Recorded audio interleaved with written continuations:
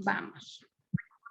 Ahora sí, listo. Hola, ¿qué tal? Muy buena tarde a todas, a todos. Estamos muy contentos en Ecologízate al 100 porque tenemos un invitadazo de lujo que bueno, tenemos ya unas semanas platicando y tratando de ajustar todas nuestras agendas con la de él para que pueda acompañarnos el día de hoy.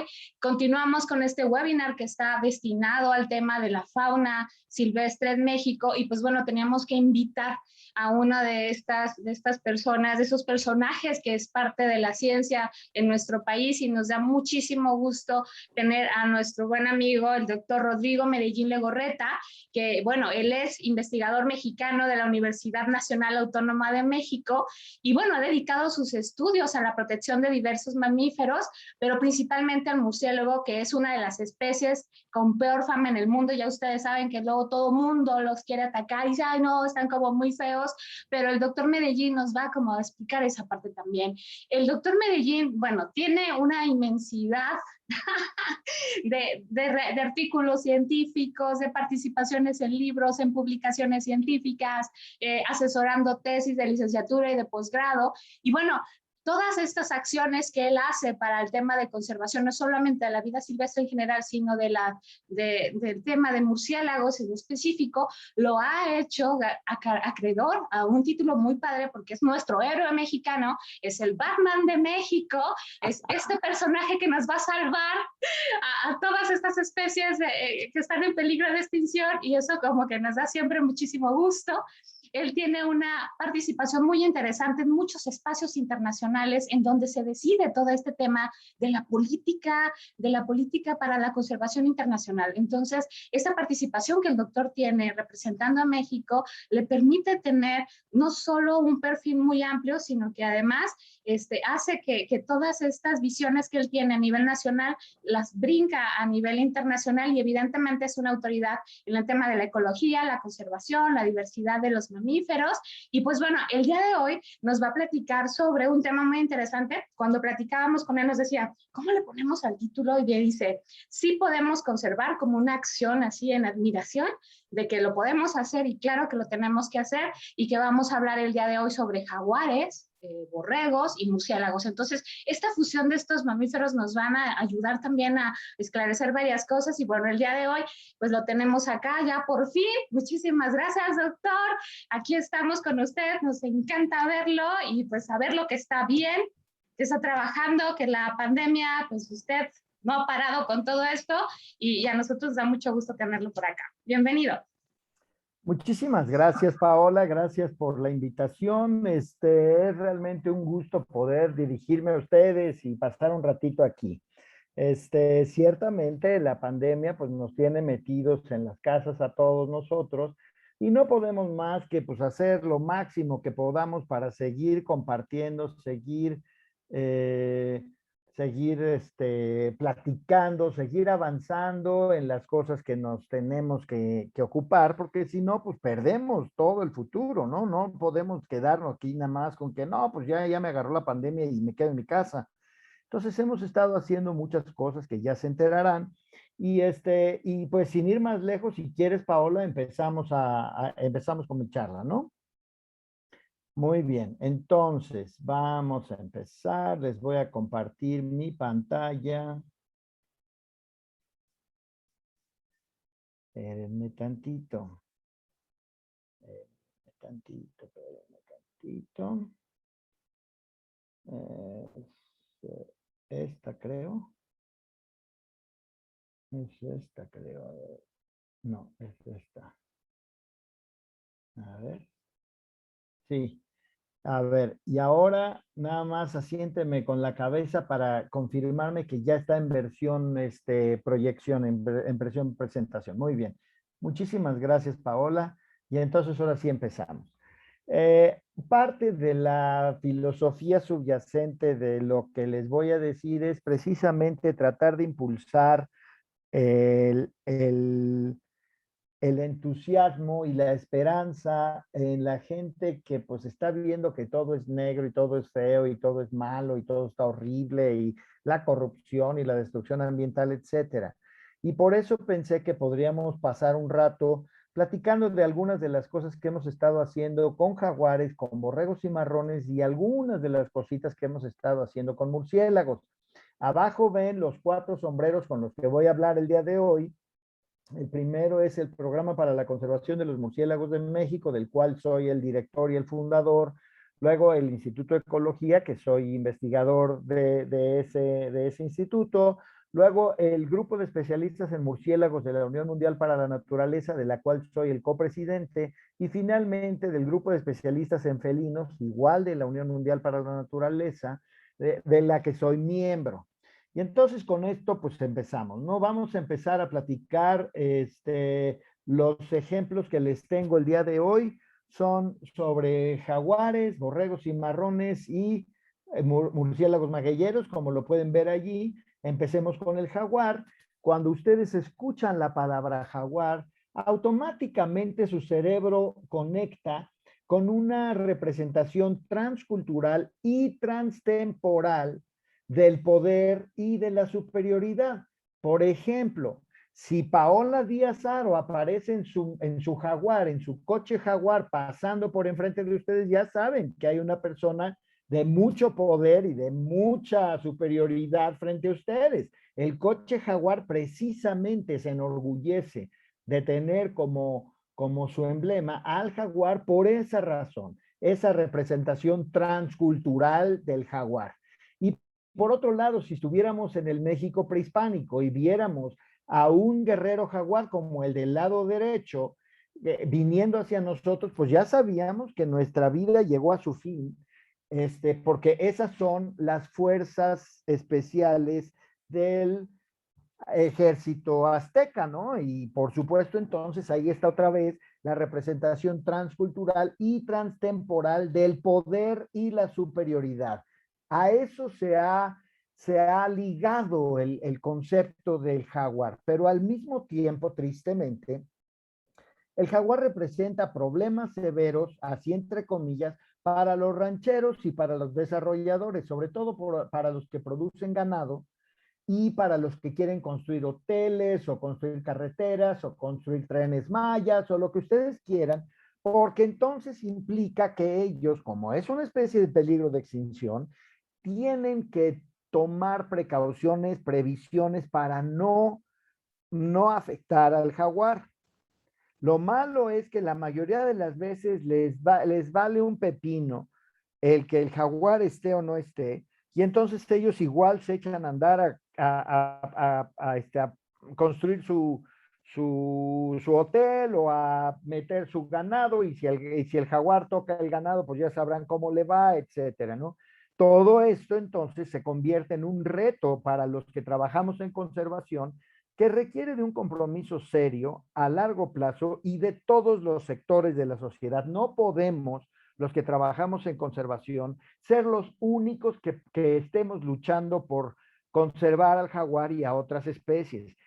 Tiene que ser la sociedad mexicana en su conjunto, la sociedad de donde sea en su conjunto. Tenemos que unir fuerzas para poder proteger realmente a este animal. Bueno, en 2002 yo publiqué lo que fue el primer diagnóstico a nivel continental de cómo estaba la distribución del jaguar. Ustedes conocen ese libro que se llama El jaguar en el nuevo milenio, que salió en 2002, donde tenemos ese mapa donde se muestra dónde hay jaguares, dónde no hay jaguares y dónde no sabemos si hay jaguares. Por ejemplo, en el sur de la cuenca amazónica y en el este de la cuenca amazónica ni siquiera sabíamos que había jaguares. Aquí lo que quiero que vean es que la distribución del jaguar era casi completamente continua desde el norte de la Argentina hasta el norte de México. Había unos quiebres ahí, unas cuantas poblaciones medio aisladas, pero eran básicamente 3 o 4 subpoblaciones de jaguar que existían en todo el continente.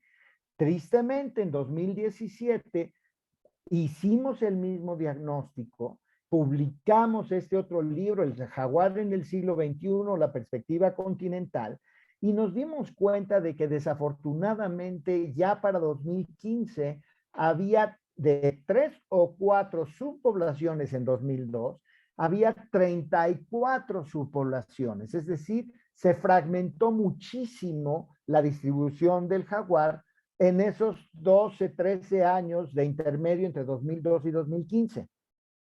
No solo eso, aplicamos los criterios de la Unión Mundial para la Naturaleza, la UICN, a cada una de las poblaciones de jaguar en todo el continente y nos encontramos con que 33 de las 34 están o en peligro crítico. Y solamente la de el Amazonas es la que está bajo preocupación menor. Y entonces me puse a trabajar con el grupo de especialistas en felinos de la Unión Mundial para la Naturaleza para subir el nivel de riesgo de extinción del jaguar.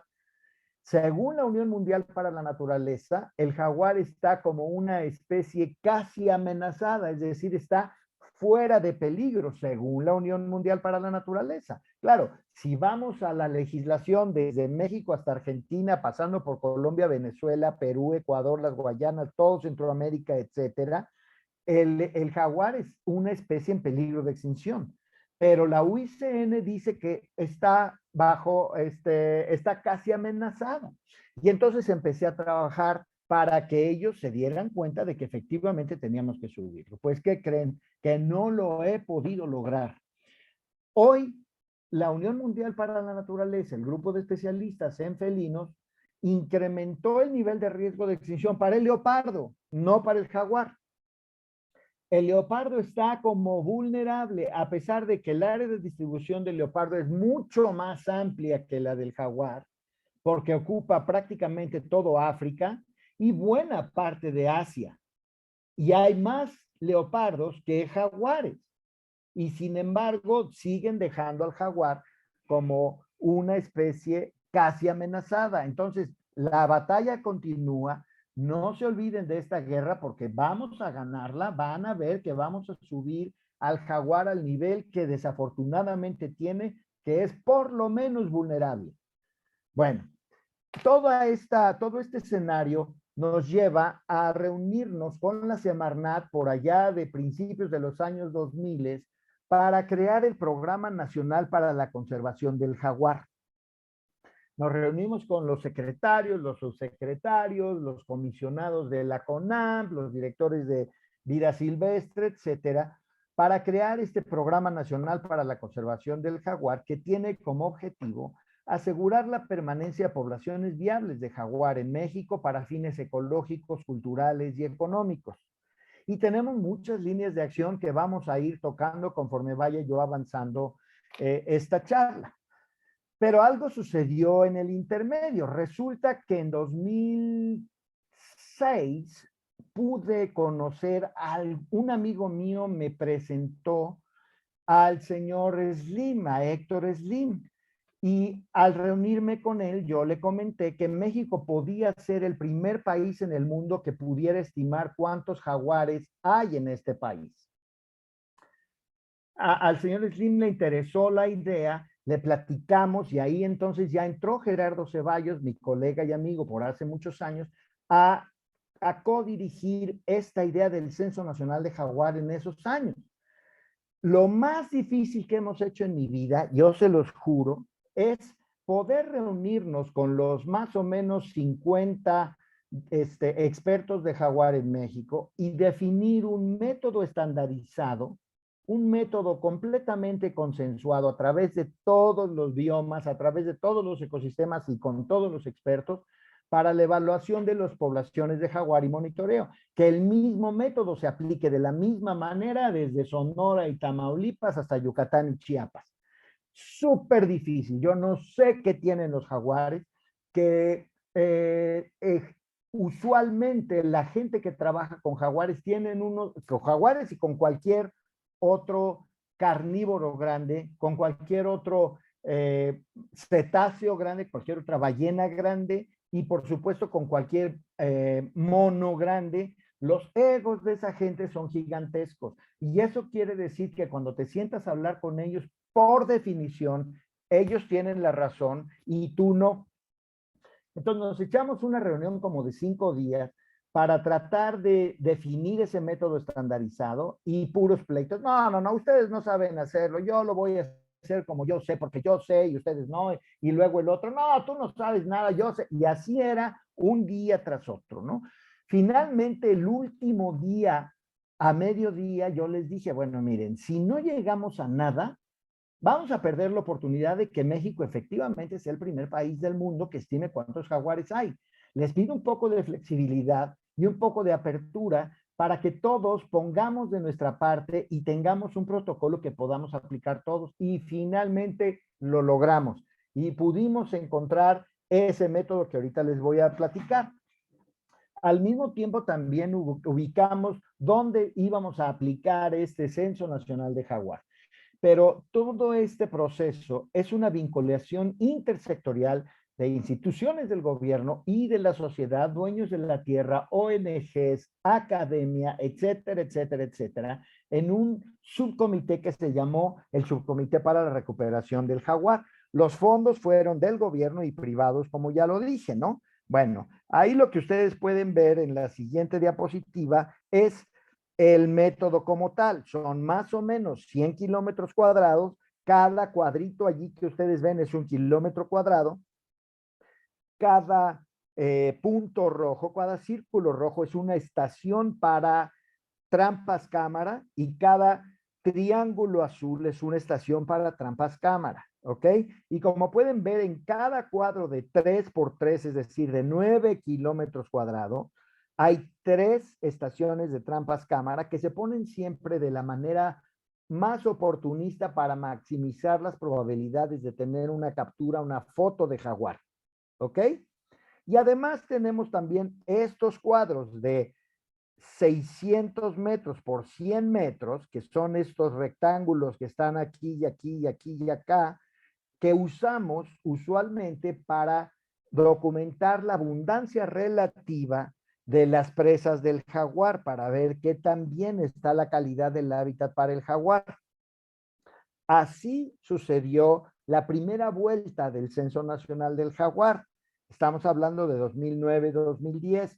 Y ahí ustedes pueden ver que en los círculos azules fue la primera vuelta, la prioridad 1 de los sitios donde hicimos el Censo Nacional, y en el año siguiente fue la prioridad 2, los círculos amarillos. Como ustedes pueden ver, con esos círculos azules y círculos amarillos casi cubrimos por completo la distribución del jaguar actual en el país. Bueno, pues resultados del Censo Nacional del Jaguar. Afortunadamente pudimos identificar varias poblaciones que son viables, desde Sonora y Sinaloa hasta Chiapas y Yucatán, pero también nos sorprendimos de que había poblaciones relativamente grandes en sitios en los que no los esperábamos, como Sonora, Nuevo León y Tamaulipas. Pero claro, las poblaciones más grandes están en la selva maya de Chiapas, Campeche, Yucatán, etcétera, y están conectadas con el Petén guatemalteco y con las selvas de Belice. El número que estimamos de los jaguares en ese tiempo en todo México es de 3,800 jaguares, lo cual es un gran suspiro de alivio de que todavía tenemos suficientes jaguares como para poder trabajar con ellos y como para poder conservarlos, ¿no? Pero yo, sin ninguna base, sin ningún dato duro, quiero decirles que yo estimo que esos 3,800 representan el 20% de los jaguares que existían en México hace 60 años. O sea que ya perdimos el 80%. Ya no podemos darnos el lujo de perder a unos más. El Censo Nacional de Jaguar dio otra vuelta recientemente, en 2016, 17 y 18. Los resultados están por salir publicados. Los resultados indican un número ligeramente mayor de 4,600, 4,700 jaguares. No sabemos si eso se debe a que las trampas cámara han mejorado en esos 10 años que hicimos la primera y la segunda, o qué es lo que sucedió. Claro, lo que quisiéramos decir es que hay más jaguares en México hoy que antes, pero todavía nos falta una tercera vuelta con la misma tecnología para poder saber si realmente hay más jaguares hoy o no.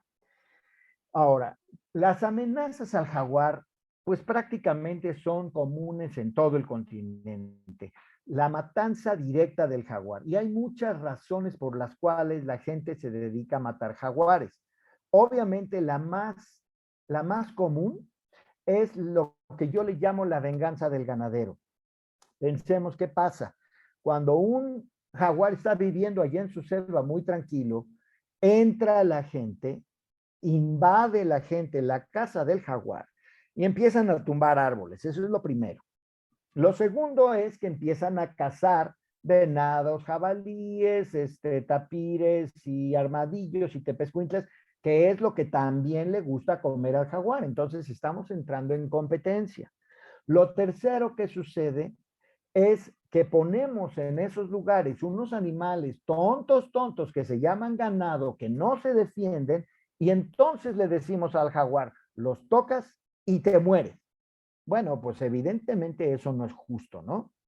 Y entonces, esta es una de las razones por las cuales la gente se dedica a matar jaguares. Hay muchas otras, como por ejemplo, que quieran tener la piel del jaguar allí en su pared, o que quieren los colmillos para un collar, etcétera, etcétera, ¿no? Bueno, en este caso, tenemos una amenaza de un surgimiento relativamente reciente, que es el comercio ilegal de partes, productos y subproductos de jaguar y otros grandes felinos para el comercio ilegal en China, para el mercado negro en China. Y tristemente yo tengo experiencias de primera mano de que perdimos jaguares que habíamos estado siguiendo durante 3 o 4 o 5 años y que aparecieron muertos, decapitados y sin las manos, que es el signo claro de que fueron víctimas de ese comercio ilegal en el mercado chino. Entonces tenemos varias fuentes de mortalidad del jaguar, ¿no? Eso nos lleva entonces a que con el gobierno federal, una vez más, creamos este protocolo de atención a conflictos con felinos silvestres por depredación del ganado. No se trata simplemente de pagarle a ciegas a la persona que perdió un becerro, que perdió 2 becerros.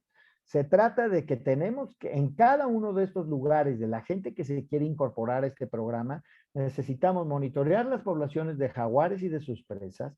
Y ojo, si las presas se van para abajo como resultado de que el dueño del predio no detuvo la cacería de venados, jabalíes, armadillos, etcétera, pues al jaguar no le queda de otra más que seguir atacando al ganado. Entonces, si las presas se van para abajo, adivina, no te pago, no te pago. Los dueños de la tierra tienen que ser corresponsables de esta iniciativa, ¿no? Y claro, si las presas se mantienen en su nivel y aún así el jaguar ataca tu ganado, entonces te pagamos. Bueno, también tiene un componente muy fuerte de educación para el manejo del ganado. Entre otras cosas, por ejemplo, aquí en México es muy común que la gente suelta su ganado y se olvidan de él, y ahí lo dejan, y las hembras, los toros montan a las vacas en cuanto quieren y por lo tanto hay nacimientos todo el año. Los jaguares no son animales tan grandes como para poder atacar y matar a una vaca adulta. Usualmente atacan a los becerros, becerros de 2, de 3 meses, de máximo 4 meses de edad, hasta unos 300 o 400 kilos y ya no pueden más, porque son demasiado grandes. Entonces, si nosotros pudiéramos restringir los nacimientos solamente a 2 o 3 meses al año, pues nada más es esa ventana de 2 o 3 meses al año cuando el jaguar realmente nos pudiera afectar nuestro ganado. Y también está el tema de hacer unos encierros que sean realmente, realmente protectores del ganado, ¿no? Creo que en la audiencia está la doctora Natalie Schmidt, que está trabajando en una cosa similar con los leopardos de las nieves. Allá los leopardos de las nieves en Nepal tienen el gran problema de que se meten a los encierros si los encierros no están bien hechos. Entonces, ella está preparando una propuesta para ayudarlos a que realmente sus encierros sean impermeables, que el leopardo de las nieves no puede entrar. esa es una de las cosas que quisiéramos hacer nosotros aquí con el jaguar. Bueno, la otra cosa que tenemos que hacer es que la ley en México se tiene que cumplir y quien mate un jaguar debe responder ante las autoridades, sea quien lo haga, ¿no? Hoy la pena por matar una especie en peligro de extinción, jaguar o lo que sea, es de 3 a 6 años de prisión. Y como es de 3 a 6 años de prisión, es un delito leve.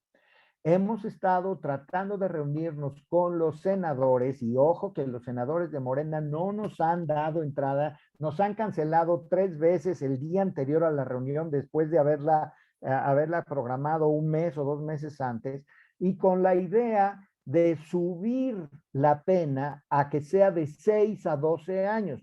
Cuando una pena en el Código Penal mexicano es de 6 a 12 años de prisión, automáticamente se convierte en un delito grave que se persigue de oficio. Ya no es necesario ir a la Profepa y levantar la denuncia y llevar a los de Profepa porque no tienen dinero, comprarles su torta porque no tienen dinero, ayudarles a sacarle informe, etcétera. Ya se persigue de oficio, pero no nos han dado entrada a los legisladores. Seguimos buscando y seguimos luchando y no nos vamos a dar por vencidos, pero eso es lo que queremos que suceda. Bueno, ahora, si nosotros vemos en la literatura científica, ¿cuántos artículos hay publicados sobre 4 especies del género pantera, león, tigre, leopardo y jaguar? Ustedes se van a dar cuenta del que más sabemos es del león. 200 publicaciones. Sobre el tigre existen más o menos 140 publicaciones. Sobre el leopardo existen como 120 publicaciones. Pero vean del jaguar, existen como 60 publicaciones. Sabemos mucho menos del jaguar que de cualquier otro gato grande. Eso quiere decir que tenemos que extraer lecciones de otras especies como tigres, leopardos y leones. Entonces, para eso firmamos un convenio con el Kenya Wildlife Service, en donde ellos tienen un programa de conservación de leopardos impresionante, incluso muy cerquita de la ciudad de Nairobi, tienen leopardos. Y si van ustedes a Sudáfrica, Pretoria, la capital de Sudáfrica, está dividida por una sierra. En esa sierra hay leopardos. ¿Por qué no podemos tener un escenario similar con los jaguares? Entonces estamos uniendo fuerzas con el Kenya Wildlife Service y con el South African National Biodiversity Institute para precisamente entender qué podemos nosotros aprender de sus esfuerzos para conservar leopardos y aplicar esas medidas también en México, ¿no? Bueno, vámonos al campo, vamos a la selva maya, ahí ustedes la pueden ver. Y esta es la selva lacandona. En verde y en verde oscuro están las selvas altas y las selvas medianas, y las líneas rojas determinan las áreas naturales protegidas que tenemos en la selva lacandona. Bueno, como ustedes pueden ver, hay mucha selva afuera. Lo que vamos a hacer con este estudio es aprender del jefe. ¿El jefe quién es? Pues el jefe es el jaguar. Es al que nos debemos, al que debemos nuestro trabajo. Y entonces le vamos a preguntar al jaguar dónde debe haber una nueva área natural protegida. Y aquí es trabajo de mi estudiante Antonio de la Torre, que ya es doctor ahora, en donde él pone de esas trampas lazo, trampas equipadas con radios de VHF para que le avise el radio que ya cayó un jaguar. Y cuando ya cayó un jaguar llega, duerme a los jaguares, les pone su radio collar y los libera. Y con eso entonces podemos seguir a los jaguares. Aquí les pongo nada más los puntos de 4 individuos. Los rojos son hembras, los azules son machos. Es la selva lacandona. Este es el río Sumacinta que divide México de Guatemala. Y vean, por favor, el caso de este macho azul que está en la parte superior de la pantalla. Ese macho se pasa 4 o 5 semanas en México y luego nada el río Usumacinta cruzando, nadando. Es un río que ahorita tiene más de 1 kilómetro de diámetro. A ver, échenselo nadando, ¿no? Y se va a visitar a su novia guatemalteca. Y luego se queda 3 o 4 semanas allá y ahí viene de regreso. No se vaya a enojar su novia mexicana, ¿verdad? Bueno, ese es precisamente el tipo de conectividad genética que necesitamos preservar, que necesitamos asegurar para el futuro del jaguar. Entonces, con el gobierno anterior de Peña Nieto teníamos ya la propuesta de crear una nueva área protegida que conecte efectivamente las tierras de la selva lacandona con las tierras de Guatemala. Desafortunadamente, el gobierno actual, como ustedes saben, no tiene el menor interés en cuidar el medio ambiente y no tiene el menor interés en impulsar nuevas áreas naturales protegidas y aún peor, están devastando la selva lacandona, incluso siendo un área natural protegida. Bueno, básicamente los próximos 50 años van a decidir el futuro del jaguar. Necesitamos una clara y definitiva aplicación de la ley, necesitamos una buena disposición oficial, necesitamos mucha educación del público y trabajo con los dueños de la tierra, fortalecer el seguro ganadero, integrar lecciones de otros carnívoros y necesitamos mucha más investigación, manejo y conservación para poder realmente implementar políticas de conservación del jaguar que aseguren el futuro de este animal para todos los mexicanos. Vamos al segundo capítulo de la plática porque ya ando medio tarde. El segundo capítulo habla de este animal, el borrego cimarrón, que ciertamente no existe en Nayarit, pero miren ahí dónde es la distribución histórica, es la línea roja, y la distribución actual es la línea amarilla, ¿ok? Hasta el año 2000. Bueno, la flecha que va a aparecer está señalando a la isla Tiburón, la isla más grande del país, que está dentro del Mar de Cortés. ¿Por qué estoy haciendo tanto énfasis en la isla Tiburón? Pues porque es ahí donde se va a desarrollar este nuevo capítulo de la plática. En otra vida, en los años 90, yo fui director general de vida silvestre y una de las cosas que hicimos fue hacer un censo nacional de borregos cimarrón, que es mucho más fácil que hacer el del jaguar, porque los borregos tú los cuentas desde un helicóptero y vas moviéndote por todo el helicóptero y vas contando los borregos, tan se acabó. Y eso nos dijo que en México teníamos entre 4,500 y 7,200 borregos por allí de los años 90. Y vean la población de tiburón, es bastante significativa, unos 600 animales. Bueno. Ahí está, ahí ustedes pueden ver la isla, es una isla hermosísima, muy cerca del continente. Y acuérdense que aquí en la isla Tiburón no se conocía que hubiera habido borrego cimarrón. Y resulta que en 1975 el gobierno mexicano estaba muy preocupado por cómo se estaban deteriorando las poblaciones de borrego cimarrón. Y entonces lo que hicieron fue capturar en este pico Johnson, 20 animales, 20 borregos, y los metieron a la isla. Esos 20, 4 murieron, pero los otros 16 sí dejaron descendencia. Eso nos permitió, como conocemos el origen de la población y luego podemos modelar los censos que hemos estado haciendo con helicópteros desde 1995, podemos modelar el crecimiento poblacional con esta ecuación que se llama la ecuación logística, y eso nos da la tasa de incremento reproductivo, la tasa de crecimiento poblacional, que es la más alta de cualquier población de borrego cimarrón que se haya medido hasta ahora. ¿Ok? Pero también eso nos dice más o menos la capacidad de carga, cuántos borregos caben sin matarse de hambre en la isla Tiburón, y está entre 600 y 700 borregos allí. Bueno, resulta que la isla Tiburón es de las pocas islas mexicanas que son propiedad de un ente humano y no de la no de la nación. En este caso, el presidente Luis Echeverría les dio el título de propiedad de la isla Tiburón al grupo indígena Seri o CONCAC.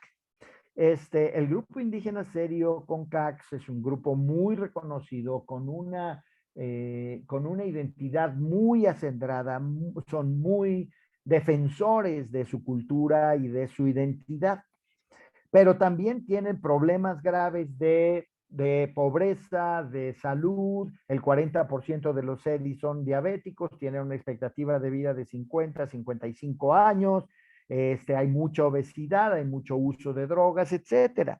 Entonces les creamos el programa de aprovechamiento y conservación de la isla, creando un fideicomiso manejado 100% por los ancianos seris. Cada cheque tiene que ser firmado por 11 ancianos seris para que salga un centavo de esa cuenta, ¿no? Es una colaboración interinstitucional, muchas instituciones específicamente unidos para la conservación y Carlos Manterola fueron absolutamente claves para esta iniciativa. Es una colaboración internacional con el gobierno de los Estados Unidos y el gobierno del estado de Arizona, intersectorial también porque implica el gobierno, implica las ONGs, implica la academia, ¿no? Y luego nos fuimos a la subasta con una organización que se llama la FNAUS, la Fundación Norteamericana para el Borrego Silvestre. Quiero aquí decirles y aclararles que yo no soy cazador, pero que tengo que reconocer que una cacería bien llevada es un extraordinario instrumento de conservación. Los recursos generados por esa subasta de 2 permisos de cacería entran directamente al fideicomiso SERI. Bueno, ahora piensen ustedes cuánto pagarían por la posibilidad de ser el primer ser humano que vaya a la isla Tiburón a matar un borrego cimarrón.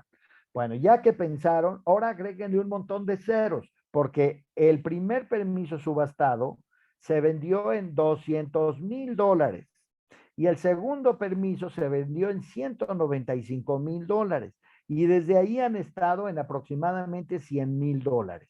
Claro, los seris nunca en su vida han visto esa cantidad de dinero en una sola exhibición, pero afortunadamente tenían su fideicomiso, todo el dinero entró allá y entonces ellos lo han manejado como mejor lo vean para su propio programa de desarrollo comunitario. Las buenas cacerías y el éxito en conservación y desarrollo promueven el proyecto porque hoy los seris tienen su destino en las manos, pero además están 100% comprometidos con la conservación del borrego y de la isla. Tanto es así que, por ejemplo, hoy los seris están recibiendo entrenamiento y colaboran con investigadores y estudiantes. Y yo he dicho muchas veces que nosotros como profesionales de la conservación tenemos como objetivo quedarnos sin trabajo, es decir, resolver un problema y movernos a otro, porque hay una cantidad de problemas de conservación que tenemos que irnos moviendo y resolverlos. Entonces, la idea fue que trabajamos con los seris, y ahí está Carlos Manterola y Paco Navarro del equipo original, con el grupo seri al que entrenamos para esto, y luego se los dejamos en las manos. Ellos fueron los que decidieron seguir para adelante en el sentido de que ahí están ellos con una antena de radiotelemetría siguiendo los movimientos de un borrego en la isla. Ahí están mis estudiantes haciendo los censos de vegetación con ellos. Y hoy tenemos ya afortunadamente una población nueva en Chihuahua, bueno, no nueva, pero sí reintroducida, y otra población en Coahuila. Esas dos poblaciones ya están dando origen a poblaciones significativamente grandes de borregos cimarrón en el área de distribución original, lo cual me da muchísimo gusto. Es algo para celebrarlo realmente, ¿no? Pero realmente hoy es la comunidad indígena Seri la que decide cómo hacerlo, qué hacerlo. Ellos son los que se comunican directamente con el gobierno federal, ellos son los que se comunican con los cazadores, ellos son los que venden los permisos, ellos son los que reciben a los cazadores, los que los llevan a la isla y allá funcionan las cosas como ellos deciden, ¿no? Entonces hoy los seris están tomando su destino en las manos y ellos tienen su propio involucramiento y su interés en la conservación. Por ejemplo, en una ocasión les dimos una plática sobre el pasto búfel. Ese pasto búfel es un pasto introducido de África que ha causado grandes estragos en el desierto sonorense y en el desierto chihuahuense, porque mata las plantas porque les crece encima, es resistente al fuego y es la primera planta que brota después del fuego. Les explicamos todo esto a los seris y ellos se pusieron a hablar en serie allí frente a nosotros y al día siguiente se organizaron para salir a la isla, buscar el búfel y arrancarlo de raíz a mano, que es la única manera para evitar que el búfel siga creciendo. todo el resto del desierto sonorense y del desierto chihuahuense están invadidos de búfel, excepto la isla Tiburón, gracias a este programa, gracias a los seris, gracias al compromiso de los seris con la conservación. Ellos mismos ordenaron sus pesquerías y están restaurando otras tierras seris. Entonces, claramente es una situación muy positiva, ¿no? Vamos con el último capítulo de esta plática que habla de los murciélagos magueyeros, ese que están viendo allí, todo este polvito blanco que ven aquí en la oreja del animal y en el rostro, es puro polen, es polen de agaves, ¿no? Ya saben por dónde va el asunto allí. Este es un murciélago que estuvo amenazado y en peligro de extinción y fuimos nosotros los que los metimos a la lista mexicana y a la lista de los Estados Unidos. Es una especie migratoria y es polinizadora. Fue enlistado en los Estados Unidos en 1988 y enlistado en México en 1993. En 1994 echamos a andar ya el programa de recuperación con esas 3 líneas de trabajo que es la manera que a mí me ha funcionado mejor para lograr tener un impacto en la conservación. Si ustedes visualizan esas 3 líneas de investigación, esas líneas de trabajo son las acciones de conservación, la investigación y la educación ambiental, que se retroalimentan en todas las direcciones. La educación ambiental aprende de la investigación, pero la investigación también aprende de la educación ambiental. Las acciones de conservación alimentan a la investigación y la educación ambiental, y también la investigación y la educación ambiental alimentan a las acciones de conservación. Eso me ha funcionado en todos los casos de todo lo que he hecho yo de conservación y funciona súper bien. Bueno, vámonos al campo. Otra vez, esas son cámaras de video infrarrojo. Estas son las luces infrarrojas que vamos a utilizar para ver cuántos murciélagos de esta especie hay en los refugios. Esta siguiente diapositiva son 25 años de datos restringidos, compactados a una sola diapositiva, en donde vemos las 13 colonias más grandes de esta especie que están en México, ¿no? Y cada flecha, dependiendo del color y el grueso de la flecha, nos dice el orden de magnitud de esa colonia. Las rosas indican colonias de miles de murciélagos, las rojas indican colonias de decenas de miles de murciélagos, y la única color vino, acá arriba en el norte del país, indica la única colonia que tiene cientos de miles de murciélagos. Como ustedes pueden ver también, el número de murciélagos y la varianza son relativamente estables de una colonia a otra, ¿no? Entonces vemos que prácticamente todas las colonias están estables o están creciendo, y además tenemos ya registros de colonias nuevas. Vámonos al campo. Esa es la reserva de la biosfera, el Pinacate y Gran Desierto de Altar en Sonora. Estaba yo allí hace 5 días. Una maravilla de lugar, no se la pierdan, vayan a visitar. Esa es la colonia más grande, la de los cientos de miles de murciélagos, y eso es lo que ve la cámara de video infrarrojo. Ahí ustedes están viendo cómo van saliendo los murciélagos. Recuerden que como murciélagos migratorios son las hembras las que migran, no los machos. Entonces, todo lo que están viendo ustedes allí son hembras preñadas y lactando que llegaron a esa colonia preñadas y que ya paren allí y tienen a sus crías allá adentro. Son puras hembras migrando desde el centro y sur de México hasta el norte de Sonora, ¿no? Bueno, yo también cuando estoy allí necesito tener una idea del éxito reproductivo de esta colonia. Entonces necesito meterme para ver cuántos bebés hay. Pero si yo me meto durante el día voy a causar un problemón y las hembras van a soltar a las crías, se van a aterrorizar y voy a causar un caos horrible. Entonces yo tengo que esperar a que la última hembra salga por allí de las 12 de la noche, y entonces entro a la cueva y esto es lo que me encuentro. Un tapete literal, un tapete de bebés de murciélagos. En ese caso los bebés tienen 1 o 2 días de edad, y están así empaquetados en el techo de la cueva, ¿no? Cubriendo una buena parte del techo de la cueva. Ahora yo los invito, queridos amigos, a que piensen que son ustedes una de esas hembras que salió en la mañana a trabajar y dejó a su bebé en el kinder. Y luego cuando regresas del kinder, te encuentras con esta pesadilla. ¿Cómo vas a hacer para saber quién es tu bebé? ¿Cómo le vas a hacer para saber quién es tu bebé? Pues es muy difícil. Entonces hicimos este siguiente estudio. Aquí en este video que va a empezar en unos momentos, quiero que se enfoquen en este bebé que está aquí. Les voy a describir qué es lo que va a pasar en el video. Empieza el video y los bebés están muy tranquilos, abren sus alitas, se voltean a ver, quién sabe cuánto. Este también está tranquilo, pero un segundo o dos después de que empiece el video, este bebé se pone como loco, pero como loco, porque ya se dio cuenta de que ya llegó su mamá. La mamá ni siquiera ha entrado a cuadro todavía.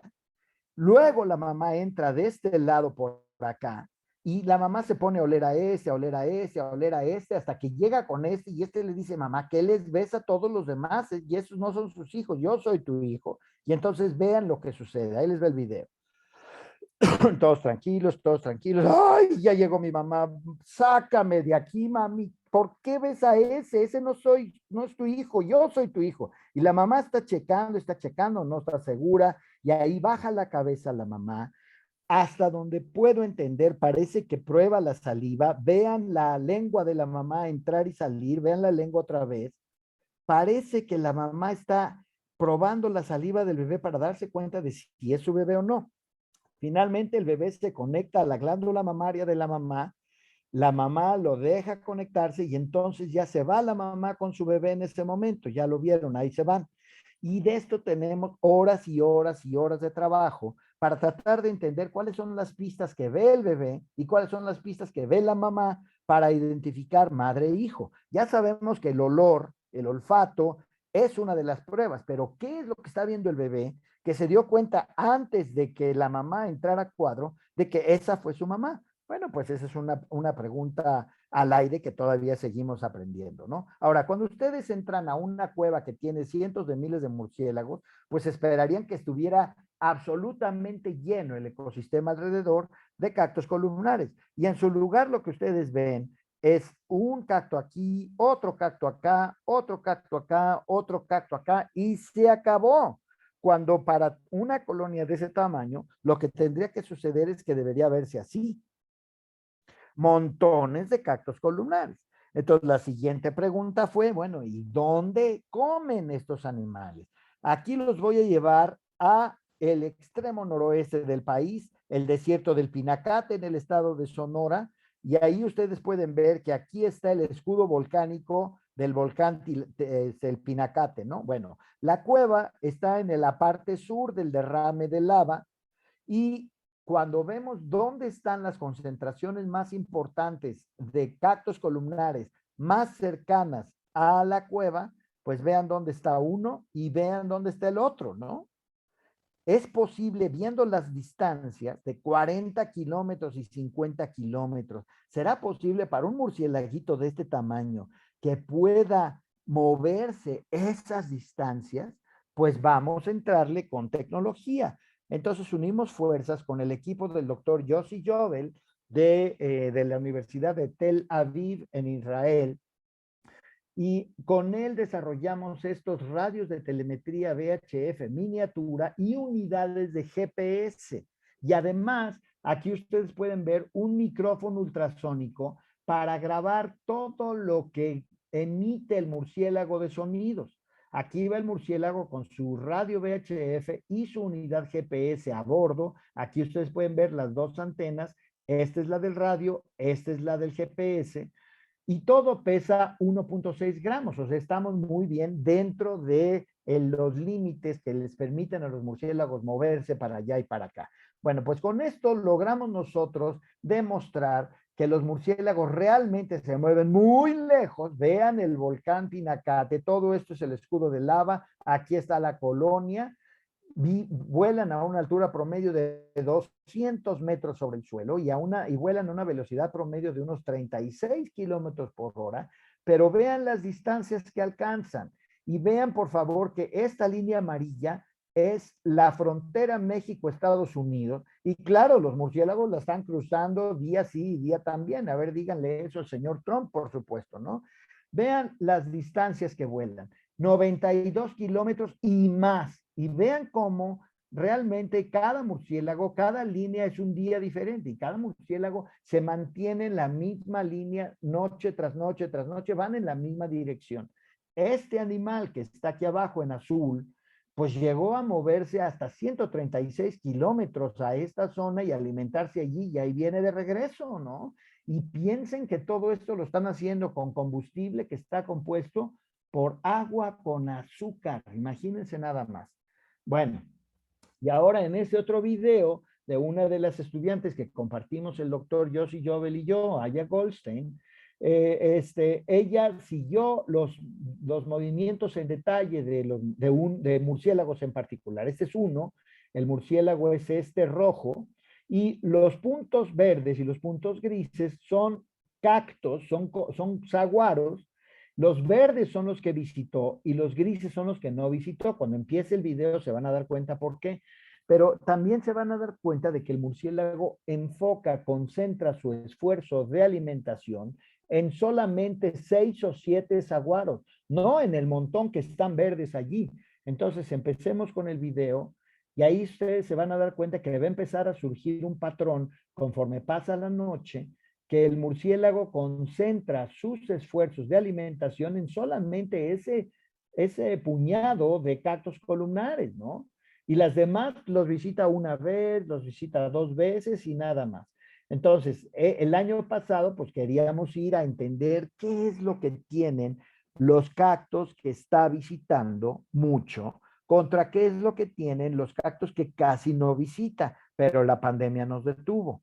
Este año ya retomamos un poco de las actividades, pero todavía no hemos echado a andar este estudio, que lo vamos a echar a andar el próximo mes de mayo. Bueno, todo esto indica que la especie realmente ya está recuperada, ¿no? Que ya se recuperó del riesgo de extinción en el que estaba. México tiene el 80% de su distribución, 25 años de trabajo muestran que todas las poblaciones o están estables o están creciendo, y además tenemos nuevas colonias documentadas. Además hay protección legal y además protección real a los refugios, y la educación y el respeto y el cuidado de estos murciélagos han enraizado y ha continuado creciendo.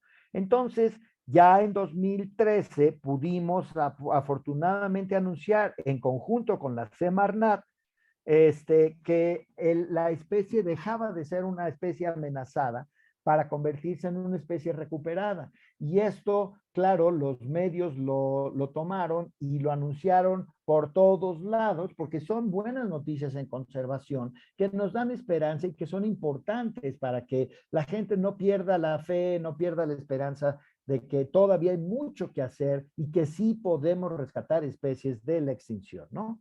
Y por supuesto, ya nosotros les listamos primero, en 2013 les listó México, los Estados Unidos les listaron 4 años después, y esto se lo debemos a los donadores, a la especie y a nosotros mismos, el deslistar las especies que realmente ya dejaron de estar en peligro de extinción. Y bueno, la historia es tan bonita que seguimos avanzando en esa línea, y ahora ya que está deslistada la especie, estamos trabajando con los agaves. Los agaves es un grupo de plantas muy diverso, más o menos unas 200 especies de agaves existen en el mundo. México tiene más especies de agaves que cualquier otro país, y ahí ustedes pueden ver algunas de las especies de agaves. La historia natural de los agaves nos indica que los agaves van creciendo cada año y van acumulando azúcar en el corazón de la planta. Cada año acumulan azúcar, cada año acumulan azúcar. Los agaves tequileros viven del orden de 6 a 8 años, pero hay otros agaves que pueden vivir hasta 35 años y luego se mueren. Los agaves tienen esta particularidad, que es que se mueren después de su primera y única reproducción sexual. Es decir, lo que hacen los agaves es acumular ese azúcar, y cuando les llega la madurez sexual, invierten hasta el último gramo de esos azúcares en un solo evento reproductivo. Y entonces ahora sí que echan toda la carne al asador, lanzan este maravilloso escapo del centro de la planta utilizando todos los azúcares que han acumulado durante años y entonces abren sus brazos y ofrecen estas flores a los polinizadores que precisamente son los mismos murciélagos de los que venimos hablando. Aquí en el lado derecho yo los invito a que comparen la parte sexual de la planta, esta cosa enorme, gigantesca que ha crecido desde el centro de la planta, con la parte asexual de la planta, que es esta parte de aquí abajo. Evidentemente es por eso que le cuesta la vida a la planta el invertir todos esos azúcares en un solo evento reproductivo, ¿no? Entonces, básicamente lo que ustedes están viendo aquí en este lado de la pantalla es que estos son penes gigantescos, son los penes de la planta, básicamente. Si nosotros pudiéramos simplificar la relación entre los murciélagos y los agaves, podríamos decir que los murciélagos están buscando comida y los agaves están buscando sexo. Y es una combinación pues, que les ha funcionado bastante bien porque llevan 12 millones de años haciéndolo y van para adelante con esa idea, ¿no? Bueno, vamos a seguirle que se me acabe el tiempo. ¿Por qué es importante toda esta relación entre los murciélagos y los agaves y proteger esta especie, recuperarla, etcétera? Pues miren, ¿por qué? Por el tequila, por supuesto. Vean, por favor, las estadísticas del tequila de 2014. En ese año, más de 1,000 millones de toneladas de cabezas de agave fueron cosechadas y de ahí se produjeron casi 300 millones de litros de tequila. La economía de más de 50,000 familias mexicanas está directamente vinculada a la producción de tequila. Y las ventas de tequila representan para la economía mexicana unos 2,000 millones de dólares al año. Y esto es una fracción con respecto a lo que representa el mezcal. Pero bueno, entonces ahora, ¿qué vamos a hacer? El problema aquí es que por más de 150 años, los productores de tequila solamente han usado los hijuelos clonales, las hijitos, las plantitas de agave que crecen en la base de la planta, como pueden ver del lado izquierdo, para replantar sus campos. Eso quiere decir que han perdido diversidad genética cada generación que ellos cosechan. Ellos no permiten que una sola planta florezca porque les parece que es un desperdicio. Los productores de tequila han aprendido que si ellos cosechan a la planta antes, justo antes de que florezca, pues maximizan la cantidad de azúcar que hay en la cabeza de la planta y por lo tanto maximizan la cantidad de alcohol que pueden producir. Pero eso los está llevando a una situación muy peligrosa, porque el perder esa diversidad genética puede tener consecuencias muy graves. Hoy, más de 260 millones de agaves son clones de un puñado de plantas nada más. La diversidad genética es prácticamente cero. Esto se los advertí al Consejo Regulador del Tequila en 1994, los fui a visitar, allá platicamos, les dije todo esto, me recibieron muy amables y todo, y me dijeron, oiga, qué bonito proyecto, gracias por venir, adiós. Bueno, luego un colega mío del Instituto de Ecología también publicó ese artículo donde muestra que esos 260 millones de agaves son clones de muy pocos individuos y que la diversidad genética es prácticamente cero. Y entonces ahí voy otra vez a verlos en 2006 y les digo, miren, aquí están ustedes creando la tormenta perfecta. Es decir, si ustedes no empiezan a invertir en proteger a sus aliados, a sus socios, los murciélagos, los agaves van a terminar en un problemón, porque una enfermedad que le pegue a un agave les va a pegar a todos los agaves, porque todos son idénticamente genéticos, idénticamente genéticos, genéticamente idénticos, ya, por fin me salió. Bueno, entonces, pues otra vez me reciben, oiga, qué bonito proyecto, gracias por venir a vernos, doctor, qué interesante, adiós. Total que finalmente en 2010, pues, ¿qué creen? Que pega la enfermedad. Y cuando pega la enfermedad, corre como fuego por todos lados. Hoy es más del 40% de los campos de agave que están afectados por esta enfermedad. Y finalmente en 2013 pude unir fuerzas con la industria del tequila gracias a un gran amigo y colega mío, David Suro, que es un restaurantero de Guadalajara, que vive en Filadelfia, allá tiene su empresa, allá tiene su restaurante, etcétera, y él me presentó a las empresas más respetadas de la industria del tequila. Y les platiqué todo esto y me dijeron, pues díganos qué hacemos, cómo le hacemos para defender al agave en las siguientes generaciones. Ahí ustedes pueden ver a uno de ellos y eso que están viendo es nada menos que histórico. Es histórico lo que están viendo allí porque son las primeras inflorescencias de agave tequilana en los campos de producción de tequila. Está el señor don Salvador, ay, se me fue, Salvador, ay, se me fue el apellido, Rosales, el señor Salvador Rosales, propietario de Tequila Cascahuín, que está viendo las primeras inflorescencias saliendo de sus agaves. Le pedimos que permitieran que el 5% me falta una diapositiva aquí, qué raro, que el 5% de los agaves florezcan. Con ese 5% se les da de comer más o menos a 100 murciélagos por hectárea. Una vez que ya están floreciendo los agaves, ya se abrieron las flores, vean aquí, este fue un campo agavero, ya se llevaron el 95% de los agaves, queda ese 5 floreciendo. Ahí llega mi equipo a colocar las redes, a verificar que si llegan los murciélagos, pues claro que llegan los murciélagos, pues claro que llegan los murciélagos. Y entonces con eso echamos a andar un programa de tequilas y mezcales bat friendly o amigables con los murciélagos. En 2016 lanzamos al mercado 300,000 botellas de tequila bat friendly de esas marcas y ya con eso pues podemos empezar a vislumbrar un mejor futuro para los agaves. Pero hay un modelo aún mejor, el mezcal.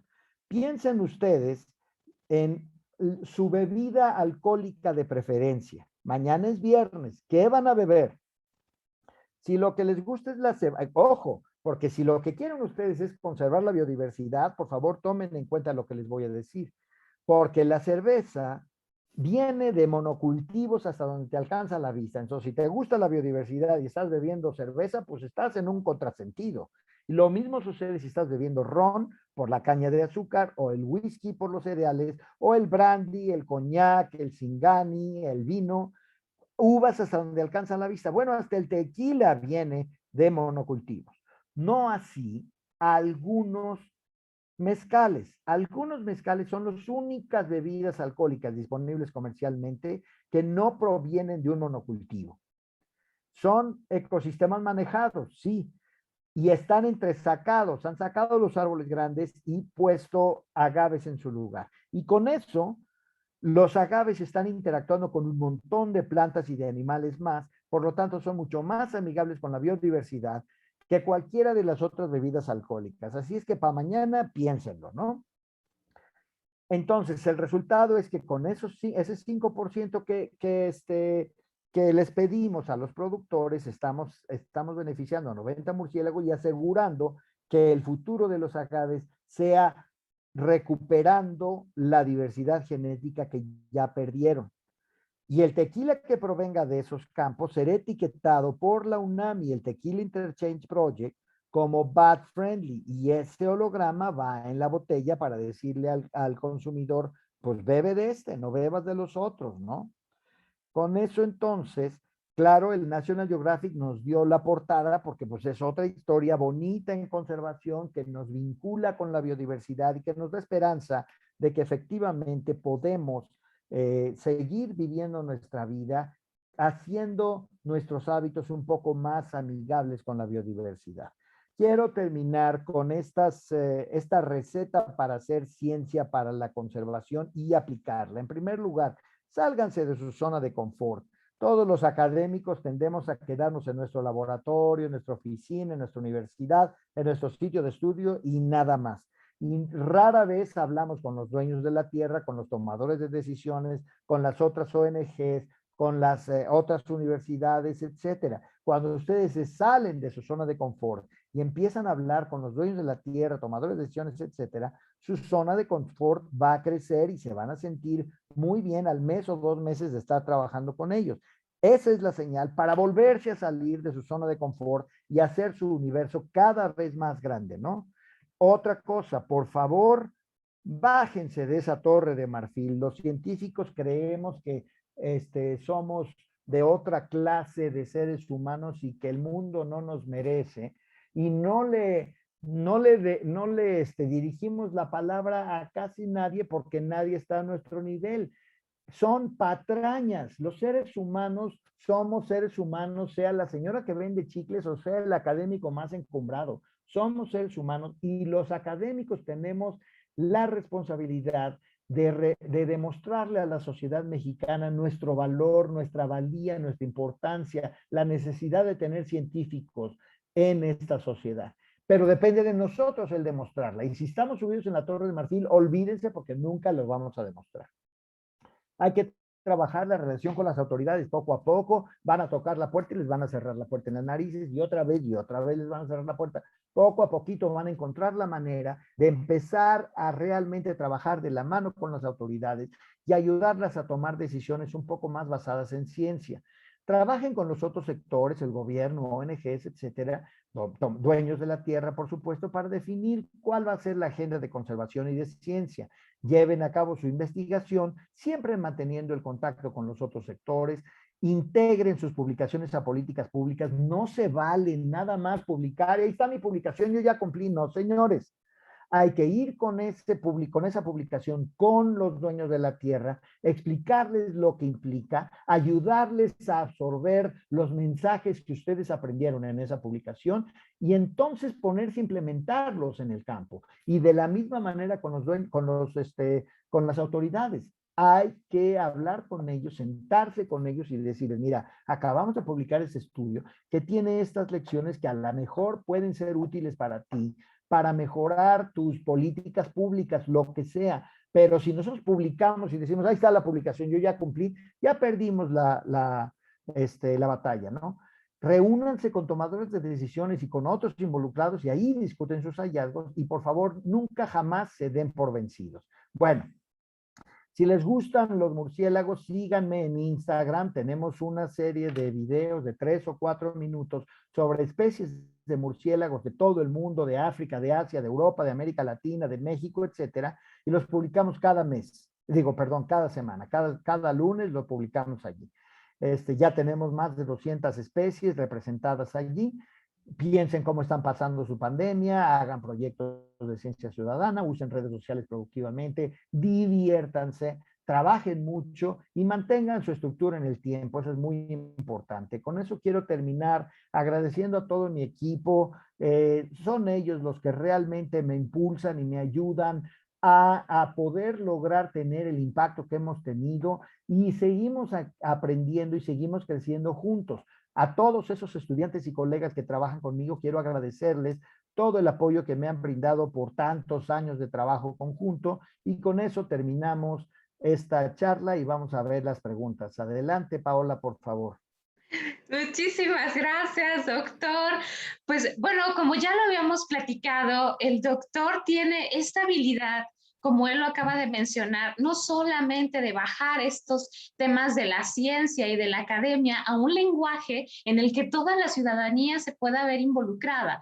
Ya alguien nos había preguntado, es que le iremos a entender al doctor, y yo, claro que le van a entender, claro que le van a entender. Dije, ¿por qué? Porque no, eso que ahorita acaba usted de decir, me encanta, doctor, porque es el principal problema que tenemos las asociaciones civiles o la ciudadanía en general cuando queremos saber cómo le tenemos que hacer y vamos a tocarle nosotros la puerta al académico y el académico, no, pues ustedes no saben nada. Entonces, esa es la parte que a nosotros desde la sociedad civil nos conflictúa porque queremos hacer equipo. O sea, nosotros acaparamos el terreno, pero necesitamos ese apoyo del académico para que nos ayude a traducir estos datos que sí, es cierto, se van yendo a la revista oficial y a las internacionales, pues sí, pero eso yo, ¿cómo se lo digo al ganadero? ¿Cómo se lo digo al agavero? ¿Cómo le digo al gimador? Oiga, no le dé, o sea, Y esa es la parte más interesante que ahorita vamos a mencionar. Entonces, dentro de las primeras preguntas aparece, usted acaba de mencionar que parte importante para las acciones de conservación no solamente es la academia, las acciones y la educación ambiental. Estos ejemplos que usted nos ha ido como llevando de la mano es cómo lograr ese espacio con esta fractura. Usted lo ha logrado, su personalidad le colabora mucho y todos estos estudios, porque usted no nada más es académico de la biología, sino estos temas de filosofía y estos temas sociales, pero ¿qué debemos hacer desde la sociedad civil organizada para poder hacer este match y este encuadre que usted nos llama muy bien para la colaboración? En lo que voy lanzando una de las primeras preguntas que dice, bueno, felicitaciones. Me dice, en febrero yo leía una noticia que había una nueva especie de murciélago en el zoológico de Chapultepec. ¿Qué acciones se implementaron o fue solo un fake news, ¿no? Ya no sabe uno si de veras son nuevas especies o son introducidas o cómo llega a pasar eso, ¿no? Ok. A ver, con A esa. ver, te contesto esa para ir parte por parte. Mira, no es que fue una especie nueva de murciélago de ninguna manera. Efectivamente, fuimos nosotros los que la encontramos, pero no es una especie nueva. Es una especie que no esperábamos que apareciera en el zoológico de Chapultepec. Y les voy a contar la historia. Yo tengo un estudiante que tiene vínculos cercanos con el zoológico de Chapultepec y que estaba dando la vuelta allí, trabajando en el zoológico y en la jaula de las hienas se dio cuenta de que había 3 o 4 cactus columnares con flores. Me dijo, oiga, ¿valdrá la pena poner unas trampas cámara? Le digo, por supuesto que vale la pena poner unas trampas cámara. Puso las trampas cámara y el día siguiente teníamos fotos de murciélagos. Entonces yo hablé con el director del zoológico, a Fernando Gual, al que le mando un abrazo y mi agradecimiento, y le digo, a ver, espérate. ¿Cómo estuvo esto? Le digo, ¿será que tú nos puedes ayudar a enjaular a las hienas para que nosotros nos podamos meter al encierro de las hienas y poner nuestras redes ahí frente a las redes, a los cactus? Me dijo, sí, claro, ¿cuándo lo quieres hacer? Pues este viernes. Y entonces vamos, ponemos las redes y caen los murciélagos allí. Yo estaba sorprendidísimo de que un murciélago nectarívoro, el murciélago lenguilargo, se llama Coeronicteris mexicana, estuviera en medio de la Ciudad de México. ¿Cómo llegó hasta ahí? ¿De dónde vino? ¿Cuánto tiempo se tarda allí? No tenemos la menor idea.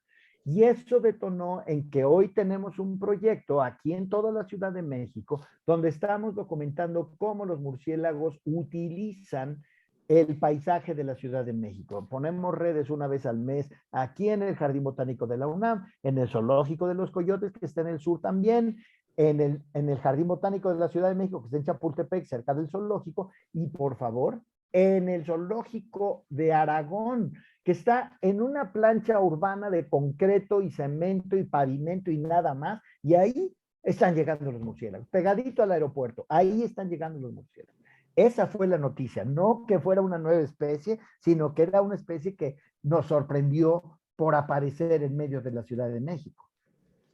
Ah, ok, sí, porque yo tampoco entendía mucho esa parte, pero dije, bueno, quizás sí, pero dije, bueno, a ver. Y otra pregunta dice que, bueno, el murciélago agavero ya se encuentra recuperada la especie, pero ¿hay otras especies igual de murciélago que están en riesgo en México? Por supuesto que sí.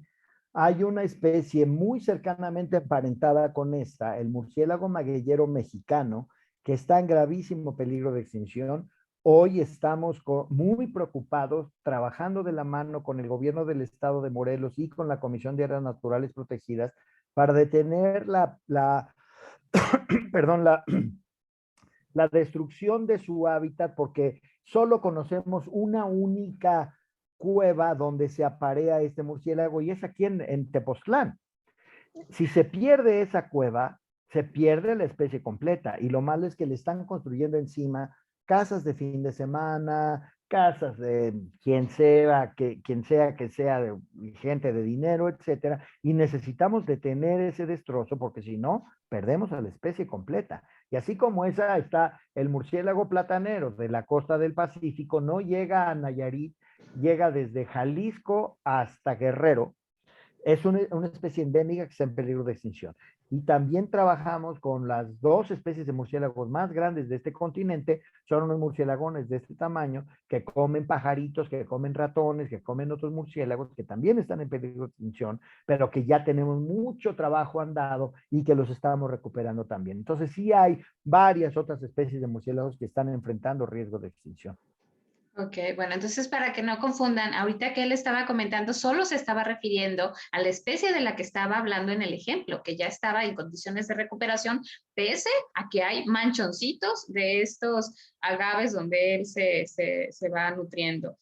Maite Luz dice, cuáles son los principales factores que impiden que la conservación del jaguar sea igual de exitosa que la del borrego cimarrón y la del murciélago agavero?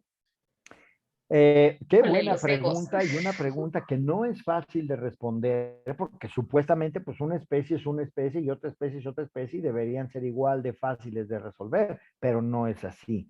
El jaguar, por un lado, es la representación transcultural y transtemporal de la fuerza y la superioridad, como les dije, y eso le da una relevancia muy importante frente a la cabeza de todos nosotros, y por eso la gente lo quiere matar. La gente quiere matar para sentirse como más, como superior al jaguar y sentir la adrenalina corriendo por sus venas, de haber matado al gato más grande de este país, de este continente.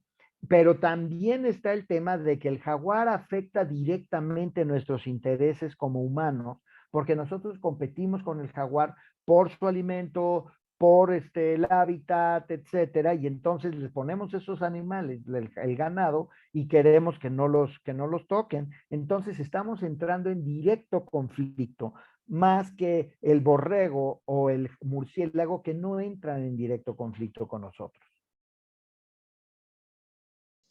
Sí, recordarán que al principio cuando hablaba el doctor sobre el tema de jaguar, mencionaba que una de estas actividades en el tema para la convivencia con la población era esa parte del seguro ganadero.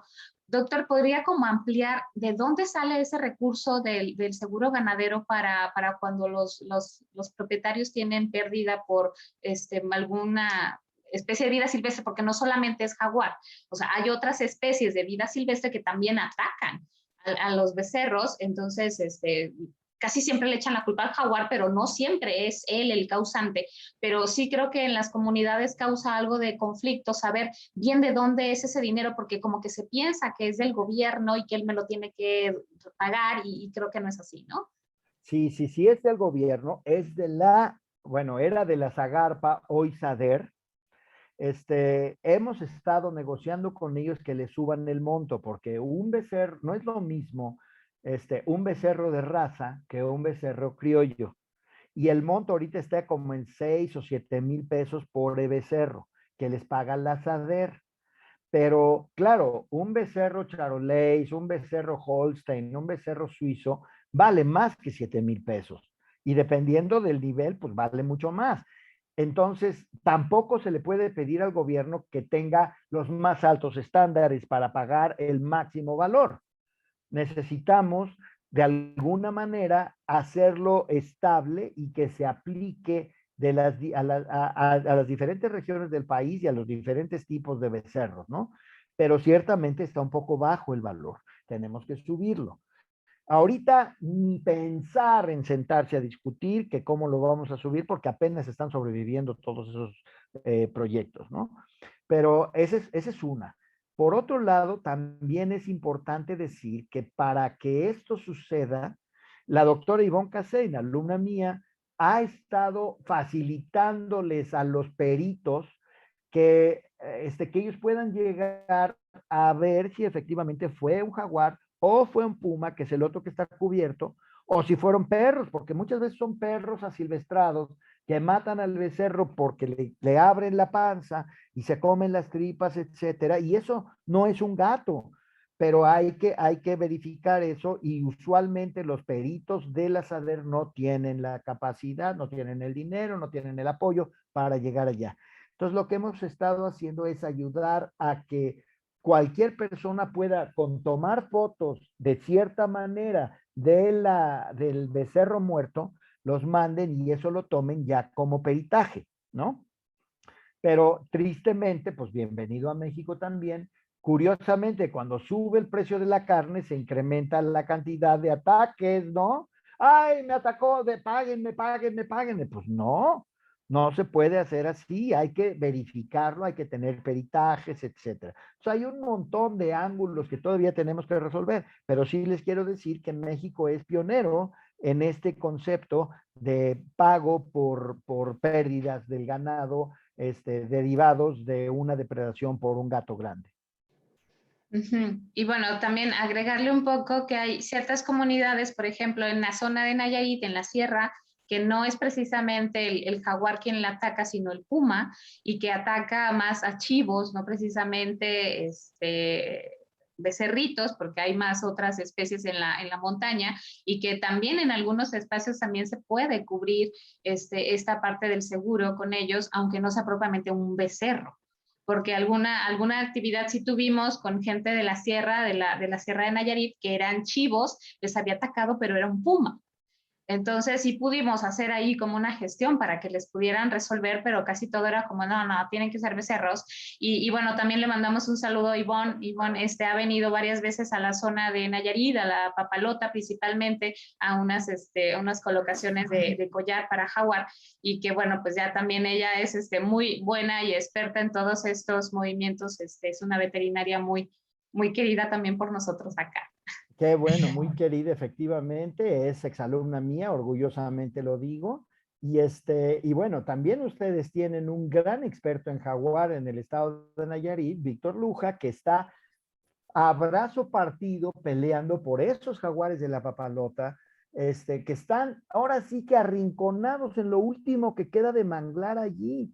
Y Víctor no afloja y me da mucho gusto y felicidades. Yo no sé si ande por allí, pero sus esfuerzos son verdaderamente heroicos por salvar a estos jaguares, ¿eh? Quien sí está ahorita aquí es el dueño de la Papalota, que es Nacho Vallarta, que también le manda muchos saludos, doctor, y una invitación abierta que se dé una vuelta cuando ya haya oportunidad de darse vueltas para acá, para Nayarit, invitarlo pues a participar. El esfuerzo también de esta parte de la fusión que usted bien hablaba, del tema de la academia con los dueños, Nacho y su familia es un ejemplo de cómo este tema de conversión, yo le digo a Nacho, tú eres un convertido de la conservación. O sea, él no era. Y Claro. con todas estas actividades y toda esta experiencia de vida, él ha ido también, él y su familia, haciendo esos cambios, que es parte de estos ejemplos que usted bien nos ha estado ahorita compartiendo, y que ahorita le están haciendo unos comentarios muy bonitos en Facebook acerca de que ese es el ejemplo de la labor que muchas veces nos toca como lidiar, la suma de esos esfuerzos, que no es siempre sencillo, y que el reto es articular la academia, la economía, la política, la educación y la difusión de estos proyectos de conservación para que se logren y que estos se mantengan solos. Creo que una pieza toral del importante trabajo que usted ha hecho es esta parte de moverse, dejar a estas comunidades capacitadas, entrenadas, y que no lo necesiten propiamente usted, que usted sea solo el contacto, que algo les pasó muy esporádico, pero esta es casi la profesionalización de las comunidades para que esto se pueda lograr de otra manera, y que es lo que tratamos de hacer ahora en este espacio.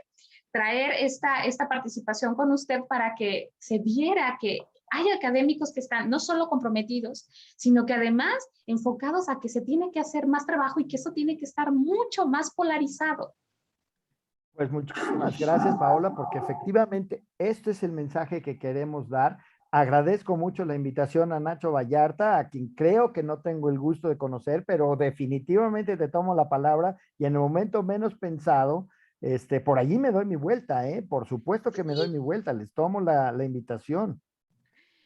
Tómela, nosotros somos parte de la Papalota, ellos son los dueños, pero nosotros trabajamos la parte de educación ambiental, y con él, pues nosotros a principios de diciembre vamos a hacer como nuestro cierre del año en un campamento ahí en la Papalota, porque ahorita la Papalota está inundada.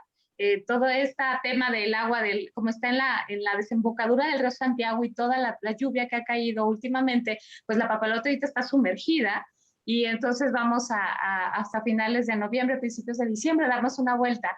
Y le paso ahí todos los datos por si se anima a venir con nosotros y que conozca este pequeño espacio que, como usted dice, es este rincón que está presionado por todos los demás, las granjas de camarón, no solamente la ganadería, y también tiene muy cerca estos esquemas de conservación. Entonces, digo, bueno, esos instrumentos de planeación que a veces pareciese que no funcionan, pero bueno, usted es parte de ese asunto. Pues ojalá y todos los nayaritas unan esfuerzos, solo los nayaritas y los mexicanos unamos esfuerzos para salvar la papalota y salvar tantos otros lugares. Yo los invito a que piensen, yo llevo 10 años de no comerme un camarón, precisamente por ese impacto tan grave que tiene la pesquería de camarón como la hacemos en México, sea de granja o sea de medio silvestre del océano, estamos destruyendo el medio marino, ¿no? Y bueno, ahí los invito. Desafortunadamente tengo que irme, Paola, Sí, sí, pero sí. ha sido un verdadero gusto platicar con ustedes y poder presentar algunas de las cosas que hemos hecho en el pasado. Muchísimas gracias, doctor. Y bueno, pues de ahí le agradecemos, le vamos a pasar los contactos, vamos a agregar a toda nuestra publicidad sus datos de contacto en Instagram, en YouTube y demás para que también se suman más personas para todo el trabajo. Y la invitación Perfecto. está abierta, estamos allá al pendiente y ya sabe que nosotros siempre, mucho cariño por usted y su familia. Muchísimas gracias. Saludos a todos. Gracias, Paola. Chao. Hasta luego.